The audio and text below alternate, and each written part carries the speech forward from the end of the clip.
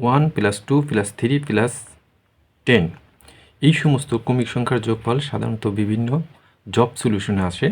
যেমন আপনি সরকারি বেসরকারি চাকরির পরীক্ষায়, প্রাইমারি শিক্ষক নিয়োগ পরীক্ষায় বা শিক্ষক নিবন্ধন ও বিসিএসে এই ধরনের অঙ্ক সচরাচর দিয়ে থাকে। এই ধরনের অঙ্ক কিভাবে খুব দ্রুত সমাধান করা যায় তা আমি আপনাদের এখন দেখিয়ে দেব। এই ধরনের অঙ্ক করতে গেলে আপনাদের শেষের যে সংখ্যাটি থাকবে সেই সংখ্যাটিকে 2 দিয়ে ভাগ করবেন। অর্থাৎ এখানে শেষের সংখ্যা আছে 10, 10কে 2 দিয়ে ভাগ করলে আমরা কত পাচ্ছি? 5। তো এইখানে 5 2বার করে বসিয়ে দেবেন, অর্থাৎ 5 5। তাহলে 1 থেকে 10 পর্যন্ত ক্রমিক সংখ্যার যোগফল আসলো 55।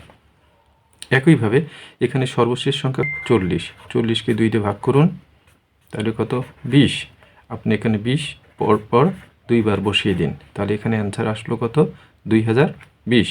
অনুরূপভাবে 1 থেকে 50 পর্যন্ত ক্রমিক সংখ্যার যোগফল কত? এখানে সর্বশেষ সংখ্যা কত আছে? 50। 50কে আপনারা 2 দিয়ে ভাগ করুন, 50কে 2 দিয়ে ভাগ করলে কত পাচ্ছি?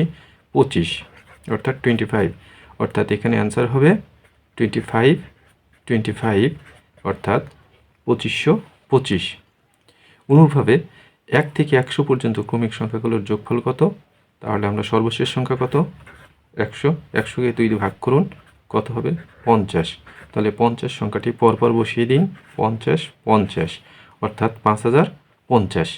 এখন 1 থেকে 1000 পর্যন্ত ক্রমিক সংখ্যাগুলোর যোগফল কত আসবে আপনারা কমেন্ট বক্সে জানান।